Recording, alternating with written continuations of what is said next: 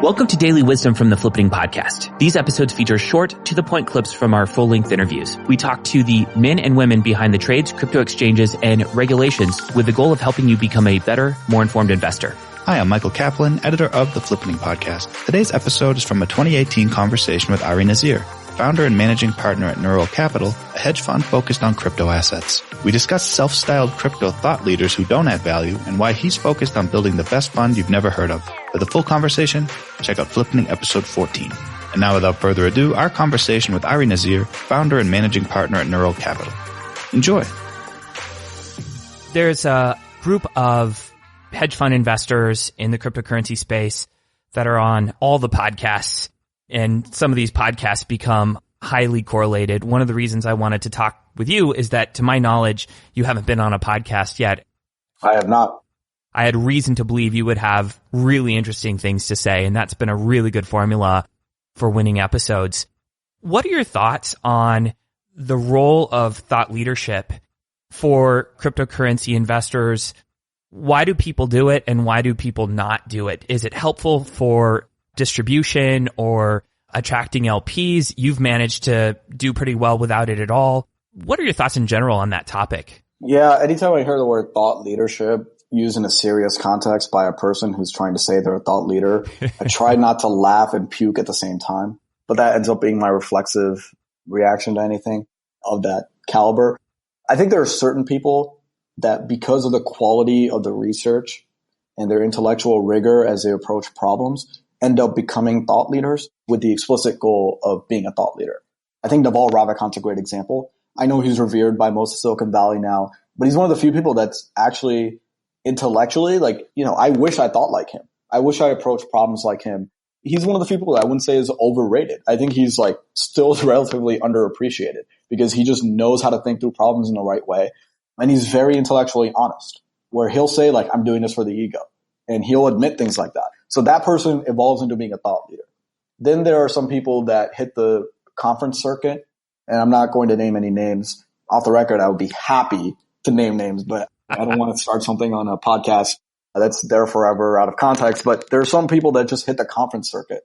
And so you'll see them at every single conference talking about, oh, this trend is really interesting. That's really interesting. But when you go look at the substance, they're trying to fundraise. They don't actually have capital. And it ends up becoming a net negative for the space because then you have interesting entrepreneurs that approach them as quote unquote subject thought leaders or subject matter experts. The fund managers or whoever is the person hitting the circuit can't actually add value. And then it ends up becoming a waste of the time for the entrepreneur, which over a long enough period of time, accrues to debt on how much execution can actually happen.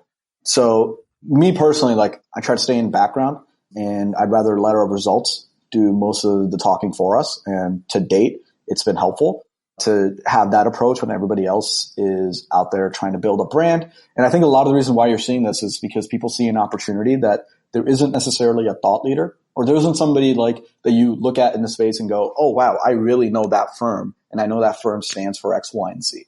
And so you've seen a lot of people go out there and start doing podcasts, start doing press interviews. They're trying to build a brand. And then that brand attracts a certain type of LP. And then that LP then invests, which then helps build a brand, and then entrepreneurs go to them, and then you start seeing hopefully more successes from those firms because those entrepreneurs succeeded and those projects succeeded, which then attracts more LPs and then starts creating a more defensible long-term brand and then thesis. Our approach is we'd like to be the best fund you've never heard of. And over time, that starts going away, but I'm modeling ourselves after Jane Street Capital because the founder doesn't really do too many interviews. But what you do know is if you were to work with them, they're going to be a value add and they're going to crush it. So personally, I'd rather be known for that than be out there peacocking. They've also made a lot of really cool contributions to open source programming languages like OCaml. I think they actually have not a monopoly, but they have a significant market share on a very vaunted technical language that I think only Tezos is using right now. I think that's more impressive than a blog that you wrote on a certain topic. Don't get me wrong. Some people actually have really great Medium posts, but I would say the majority of people are just trying to get their name out there. That's it for today. If you like what you heard and want to support the show, please consider leaving us a review on iTunes, Stitcher, or wherever you listen to podcasts. If you decide to leave us a review after subscribing, we'll send you a free Nomics t-shirt. Just hit us up on Twitter at username Nomics Finance after you've left the review, and we'll hook you up. You may also be interested in Nomics.com, our crypto market cap and pricing website. Check us out at Nomics.com, spelled N-O-M-I-C-S. Now stick around for our legal disclaimer. All opinions expressed by podcast hosts or guests are solely their own opinion and do not reflect the opinion of Nomics or any other company. This podcast is for informational and entertainment purposes only and should not be relied upon as the basis for investment decisions. The producers, hosts, and guests of the show may maintain positions in the companies or assets discussed today.